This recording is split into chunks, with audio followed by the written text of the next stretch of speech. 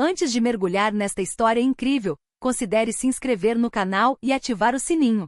Cada história aqui tem algo a dizer, e você não vai querer perder nenhuma. Eles a roubaram, sem saber que ela era faixa preta de karatê. Newark, Nova Jersey, uma noite de outubro. O vento outonal soprava entre os velhos prédios de tijolos vermelhos, agitando folhas mortas que rodopiavam no ritmo de suas rajadas. O ar carregava o cheiro de chuva distante, asfalto úmido e fadiga urbana. Era uma daquelas noites em que a cidade parecia prender a respiração, quando as ruas, desertas pela multidão, eram atravessadas apenas pelas sombras dos postes de luz. Lisa Carter caminhava com firmeza, com a bolsa de ginástica pendurada no ombro e as mãos enfiadas nos bolsos do moletom cinza. Um podcast sobre resiliência mental tocava em seus ouvidos, uma voz calma falando sobre consciência corporal, aterramento e calma em situações tensas.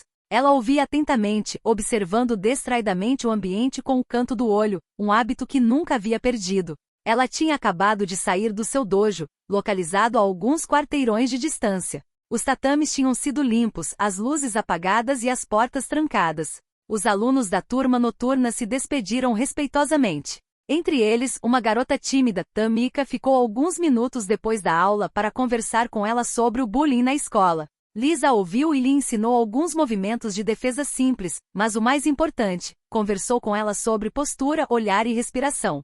Sobre aquela força interior que ninguém vê, mas todos sentem. Porque Lisa Carter não era apenas uma professora de karatê. Ela era uma mulher forjada pelo fogo da vida. Nascida em Southward, uma área conhecida por suas tensões sociais e desigualdade, Lisa cresceu em um mundo onde a sobrevivência vinha antes dos sonhos. Seu pai, Raymond Carter, um ex-militar que virou motorista de caminhão, desapareceu durante a noite quando ela tinha 7 anos. Certa manhã, ele foi embora dizendo que voltaria antes do jantar, e nunca mais voltou. Durante anos, Lisa se perguntou se ele havia sofrido abusos, fugido de dívidas ou simplesmente escapado de uma vida que nunca escolhera. Sua mãe Evelyn, enfermeira noturna em um hospital subfinanciado, nunca falava sobre isso. Ela criou Lisa e seus 2 irmãos, Malik e Jordan, sozinha, conciliando turnos, refeições para preparar, contas para pagar e tarefas de casa para fazer às pressas. Exausta, mas íntegra. Aos 10 anos, Lisa foi atacada no pátio da escola por um menino mais velho que queria seu lanche. Ela não chorou. Não naquele dia. Mas naquela noite sua mãe a encontrou encolhida debaixo da mesa, com os punhos cerrados e o olhar vazio. Nunca mais Evelyn sussurrou, abraçando-a. No dia seguinte, ela o matriculou em um pequeno dojo administrado por um velho japonês chamado Sensei Nakamura, um mestre esquecido, humilde, mas formidável. No início Lisa não ousou falar. Não entendia a disciplina rígida, os silêncios pesados, os gestos repetidos 1000 vezes. Mas com o passar dos meses, algo dentro dela se abriu. Ela entendeu que cada kata era uma história, que cada posição era uma afirmação, que cada respiração poderia se tornar um escudo. Ela treinou duro, não para se tornar violenta, mas para não ser mais vulnerável. Aos 14 anos, ela já era mais rápida do que a maioria dos garotos de sua idade. Aos 17, competia em competições regionais. Aos 22, conquistou a faixa preta. E aos 25, assumiu o dojo do Sensei Nakamura, que lhe entregou as chaves com estas palavras: a técnica não faz o mestre. É a forma como você usa sua força para proteger os outros que fará de você um líder. Ao mesmo tempo, Lisa se formou em serviço social. Ela queria entender o mundo além dos punhos. Depois, trabalhou com jovens de lares desfeitos, mães solteiras e adolescentes em reabilitação.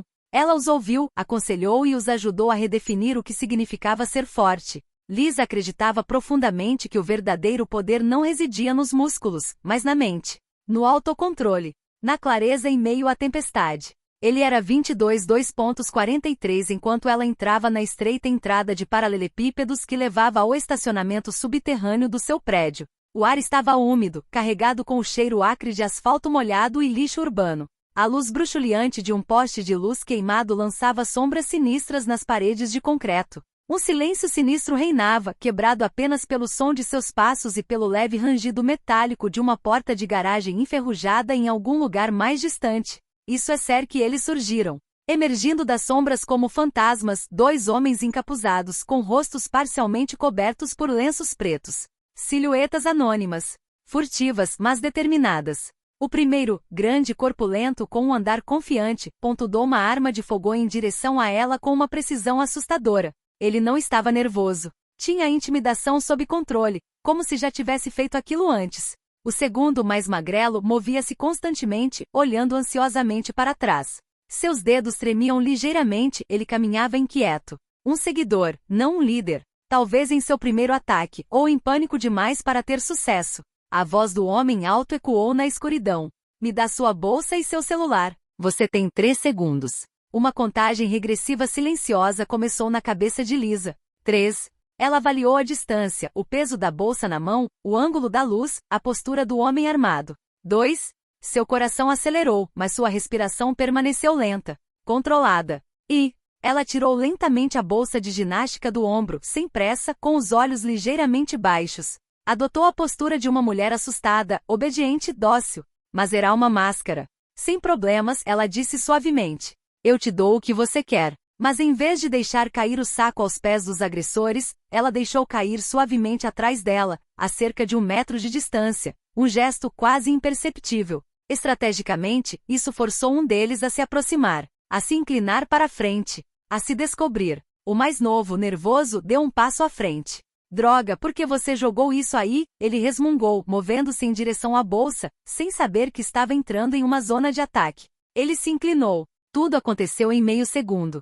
Lisa girou bruscamente sobre sua perna de apoio, ágil como um gato, focada como uma lâmina.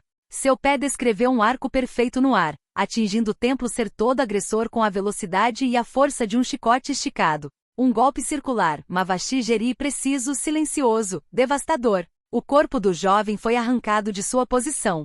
Ele desabou pesadamente nas costas, sua cabeça batendo violentamente no chão com um baque surdo. Seus braços enrijeceram. Ele não se moveu mais. O segundo, atordoado, apontou sua arma novamente, mas muito devagar. Lisa tinha já reduzido a distância. Suas mãos eram instrumentos de concentração e precisão. Ela golpeou seu pulsó de um chute uchi, um golpe forte com a borda externa da mão. A arma caiu no chão num estrondo metálico. Sem esperar, ela continuou. Uma cotovelada brutal em sua garganta que lhe cortou a respiração, seguido por um joelho poderoso no plexo solar, o que o fez dobrar-se de dor. O homem tentou sentar-se, ofegante, com os olhos arregalados de choque. Mas Lisa o encarou friamente e com um rápido golpe de punho direito projeta ao sol. Ele caiu para joelhos, desorientado, sem fôlego, sua respiração rouca e irregular ecoando pelo corredor. Um silêncio quase irreal, quebrado apenas pelo som de sua própria respiração. Lisa deu um passo para trás cautelosamente, olhou para os 2 corpos no chão, um gemendo fracamente, o outro inconsciente, e então pegou a arma caída, usando um lenço limpo de sua bolsa para não deixar suas impressões digitais nela. Ela se sentou, fechou os olhos brevemente, respirou. Então ela pegou o celular. Seus dedos não tremiam. Ela descou calmamente o número 911. Sim, aqui é Lisa Carter, 327 Jefferson Street, na entrada do estacionamento subterrâneo. Fui atacada por 2 homens armados. Eles ficaram incapacitados. Estou ilesa. Estou esperando por você. Ela desligou, guardou o telefone e ficou ali parada sob a fraca luz da rua, ereta, calma, com os olhos voltados para a noite. Nenhum traço de pânico. Apenas aquela força silenciosa que você nunca percebe de fora. Poucos minutos depois, 2 viaturas de patrulha dispararam pela entrada que levava ao estacionamento subterrâneo, com as luzes piscando e as sirenes agora desligadas. 2 policiais saíram rapidamente, com as mãos nos cintos de segurança, examinando a cena profissionalmente. O policial Marcus Fields, um respeitado veterano da Delegacia Central de Newark, reconheceu imediatamente a figura calmamente parada em meio ao caos. Ele franziu a testa levemente ao se aproximar. Lisa Carter? Está tudo bem? Ele perguntou. Seu tom era uma mistura de surpresa e preocupação. Lisa assentiu silenciosamente, ainda um pouco sem fôlego, mas perfeitamente controlada. Ela entregou cuidadosamente a arma desengatilhada a um dos policiais, e com um simples movimento do queixo, indicou os 2 agressores gemendo no chão. Eles tentaram me roubar. Eu simplesmente reagi. Um dos bandidos, o maior, lutava para se levantar, com a respiração ofegante revelando a dor de um ombro possivelmente deslocado. O outro no chão, imóvel, gemia de dor enquanto segurava o maxilar, claramente fraturado. Os policiais procederam rapidamente à prisão, chamando uma ambulância para avaliar o estado dos suspeitos. Lisa, por sua vez, respondeu a todas as perguntas com calma. Ela nunca levantou a voz. Não havia triunfo em suas palavras. Apenas os fatos. O relatório policial foi inequívoco, autodefesa. Sem hesitação. Mas o que ninguém ali sabia ainda era que uma pequena loja de conserto de eletrônicos ali perto havia instalado recentemente uma câmera de segurança de alta definição, apontada precisamente para a entrada do estacionamento. E naquela noite ela havia registrado tudo, desde a aparição repentina dos dois homens até o impressionante controle de Lisa Carter. Na manhã seguinte, o dono da loja, o Sr. Arturo Vélez, se deparou com a filmagem enquanto conferia suas gravações após ouvir as sirenes no dia anterior. Atordoado e em seguida, tomado de admiração, ele enviou o vídeo para um jornalista local que conhecia, Samantha Hill, um colunista comprometido do canal comunitário Notícias da NBN Newark. O vídeo foi divulgado online à tarde. Em menos de 24 horas, ultrapassou 12 milhões de visualizações. As redes sociais enlouqueceram. Essa mulher é um modelo a ser seguido. Compostura, poder, humildade. Respeito. Vou me inscrever para uma aula de karatê amanhã. É por isso que você tem que ter cuidado com as aparências. Ela as desmontou. Uma guerreira moderna. Lisa Carter, você nos representa. Lisa, por sua vez, foi inundada com pedidos da mídia, entrevistas, talk shows, podcasts. Até emissoras nacionais a contataram. Mas, fiel à sua natureza, ela recusou educadamente a maioria dessas ofertas. No entanto, ela aceitou um convite da jornalista Samantha Hill para um programa sóbrio, transmitido no canal comunitário local. Em uma sala modesta cercada por estantes de livros e plantas verdes, Lisa falou publicamente pela primeira vez. Eu não agi para me tornar um herói. Agi porque estava pronto. Meu professor de artes marciais sempre me dizia, prepare-se para o dia em que você espera nunca ter que usar o que sabe. Esse dia chegou. E eu estava pronto. Ela fez uma pausa e acrescentou gravemente. Não quero que as mulheres vivam com medo. Quero que elas saibam que têm poder, não para atacar, mas para escolher. Escolha se defender. Escolha andar de cabeça erguida. Escolha dizer, hoje não. No final da transmissão, uma fundação local de empoderamento feminino anunciou a criação de um programa gratuito de autodefesa urbana, financiado por doações espontâneas após o vídeo. Lisa concordou em dar aulas lá voluntariamente uma vez por semana. E neste dojo de bairro, modestamente decorado, todas as terças-feiras à noite, ela encontrava mulheres de todas as classes sociais, mães, estudantes, idosas, adolescentes. Todas vinham para aprender não apenas técnicas, mas também uma postura, uma confiança, uma força interior. Lisa Carter, faixa preta em karatê, tornou-se muito mais do que uma lutadora. Ela era um símbolo silencioso, porém poderoso, de uma resiliência feminina determinada, pé no chão, silenciosa e formidável. Poucos meses depois, levada pelo impulso de sua história, que havia se tornado um símbolo de resiliência, Lisa lançou um programa gratuito de autodefesa voltado para mulheres vítimas de violência doméstica, meninas que moravam em bairros desfavorecidos e de forma mais ampla, para qualquer pessoa que quisesse aprender a se proteger. Seu dojo, que antes era apenas um pequeno e discreto local de treinamento, rapidamente se transformou em um verdadeiro refúgio, um espaço de apoio mútuo e partilha. As paredes, antes cobertas apenas com fotos de mestres e faixas pretas, foram adornadas com cartazes com slogans inspiradores: força, respeito, coragem, autoconfiança. Primeira defesa. A cada noite, o lugar vibrava com uma nova energia. Lisa não se contentava mais em ensinar técnicas de luta, ela transmitia uma mensagem muito mais profunda, a de disciplina, de respeito por si mesmo e pelos outros. E acima de tudo, do autoconfiança. Adolescentes tímidas, mães exaustas, alunos hesitantes, todos cruzavam a porta do dojo com histórias diferentes, mas com a mesma necessidade, sentir-se fortes, capazes, no controle de suas vidas. Com o passar das semanas, Lisa viu a expressão deles mudar, do medo para a determinação, das mãos trêmulas para uma postura orgulhosa. A notícia de seu programa se espalhou rapidamente por Newark.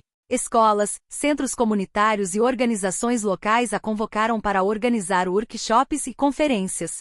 Lisa se tornou uma figura-chave na luta contra a violência contra as mulheres, uma voz de sabedoria e ação. Enquanto isso, os dois homens que tentaram assaltá-la foram identificados como reincidentes. No julgamento, seus antecedentes criminais não os favoreceram. Eles foram condenados a vários anos de prisão por tentativa de assalto à mão armada. Poucos meses após a prisão, Lisa recebeu uma carta inesperada. Era do mais jovem dos dois, aquele que ela havia incapacitado com um golpe preciso na têmpora. Em suas palavras desajeitadas, mas sinceras, ele expressou sua vergonha e arrependimento.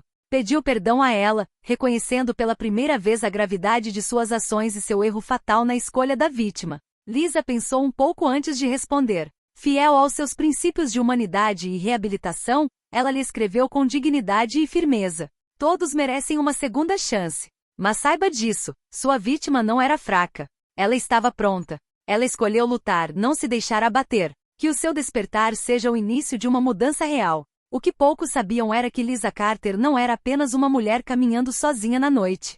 Ela era uma faixa preta, um educador apaixonado, uma força silenciosa capaz de despertar o poder oculto em cada um de nós. E acima de tudo, um guerreiro das sombras, uma heroína silenciosa que ninguém jamais deveria ter subestimado. Por meio dela, uma comunidade inteira aprendeu a se reerguer, a se armar de coragem e a recuperar a confiança no futuro.